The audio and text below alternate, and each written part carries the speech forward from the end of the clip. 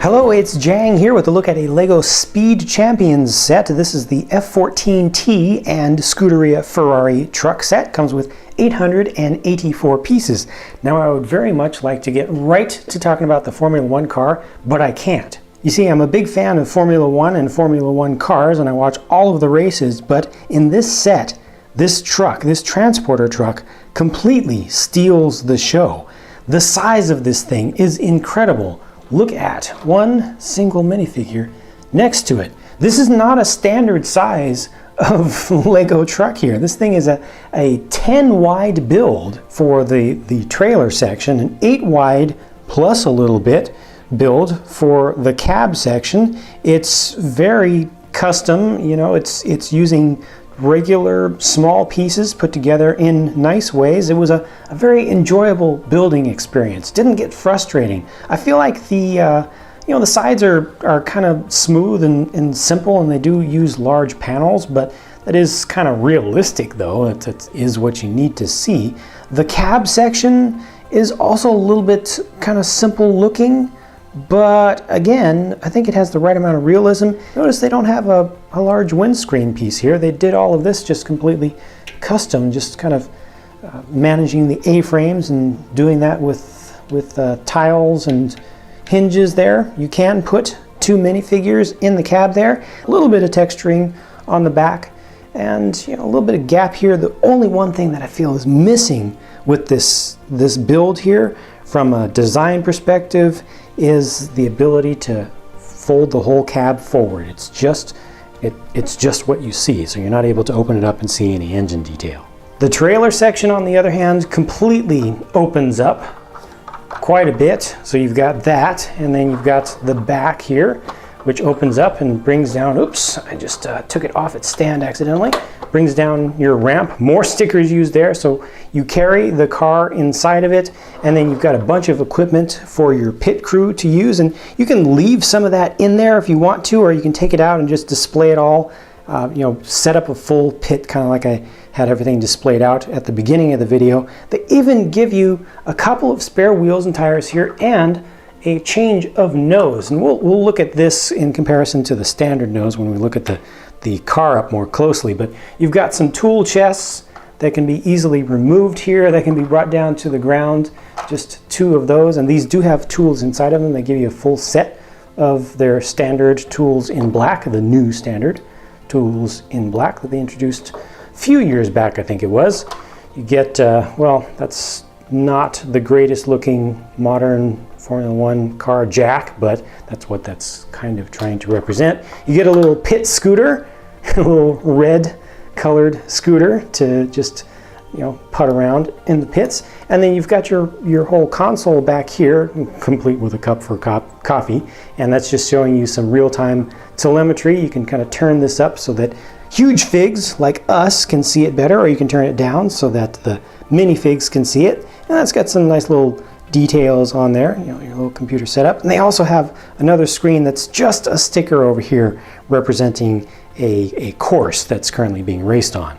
They've got a crossover there like it's Suzuka, but that's not quite Suzuka circuit there. I think it takes a little bit of inspiration from it. You can also launch the car. Go ahead and put one of your driver figures into the seat, and then you can launch it. This is mostly just for the kids, who just want to have a little fun way to launch a car off. And you have to hit this pretty hard from back here, and it's going to launch it through there. It's just kind of tight tolerances between the sides of the trailer, but hit that hard enough and it will roll out. Up at the front of the trailer, they've also got a little display of pride there with the gold trophy and a couple of checkered flags. Unfortunately, Ferrari has not really been racking in things like that lately, so I'm going to call that a gold trophy for the Tifosi, because the fans have been just as strong as ever, and they really deserve all of the accolades right now for just their loyalty and their strength and displays all the time. But eventually Ferrari might start to rack these things in again sometime in the future. Last thing with this trailer, obviously it's got the partially covered wheels on the sides, but when you bring the truck in, see that locks in very nicely, and this lever right here is to pull the stands up. It's just a little bit of remote activation. That's actually pretty cool how that works, nice and smooth. Finally, the F14 T itself, here it is with the shovel nose configuration. Very awkward with the 2014 regs, but I think they did a pretty good job of capturing this within the scale. It is a 6-wide build mostly, so it's to a fairly large scale like the Transporter is. But as I built this, I really felt like I was building one of my own mocks. It had techniques and ways that the shapes were formed. They're fairly straightforward. You know, it is all using Lego's approved, reviewable, internally accepted legal connection methods and everything. It's fairly durable. It's not going to fall apart. It's actually very durable for the type of vehicle that it is. Far more durable than the real cars would be. But, you know, given how many awkward shapes that they've captured here, I feel like they did a really phenomenal job with this design. It does have partially treaded tires there, and those are the only types of tires that they have. It's a new wheel design for Speed Champions 2015. Got a little bit of a slotted brake disc sort of look there. Really like this nose. And hey, while we're talking about noses, I mentioned a nose before. This is supposed to be kind of the higher speed version, I believe, of lower drag, lower downforce version of a nose. You can pop that whole thing off, do your pit stop, and I showed you this earlier. This is your higher downforce version, just slips right on there. So there you see the difference is just right here. There's just the subtle difference between those. Very nice inclusion of those two. They don't give you an alternate rear wing. I don't know why this keeps trying to get away from me. An alternate rear wing, they only just give you that one single setup, but that actually looks pretty good as well. These are rolling on axles, actual Technic axles inside of there. I like this. It felt good to put it together, and I feel like it looks good once it is together. It's a model that's displayable. It's a model that's playable. It does roll quite well. And yeah, I think this is all good. Last but not least, 6 minifigures included here with 2 drivers. They are not licensed drivers, so they're not officially Alonso and the Iceman from the 2014 series, but you can refer to them as that if you want to. You see that one of them is actually technically me. Haha, I wish, although I've never driven a Ferrari. I've driven Porsches, never a Ferrari. One female pit member, very happy to see that, with a pit board there with a sticker on it. That's a good looking piece. Interestingly enough, they went back to the previous version of the hat with the ear protection there.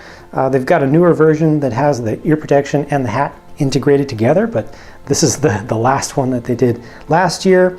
And all of these have different heads, and you only get a couple different torso prints. So this one is different, but all the rest are the same as far as I can see.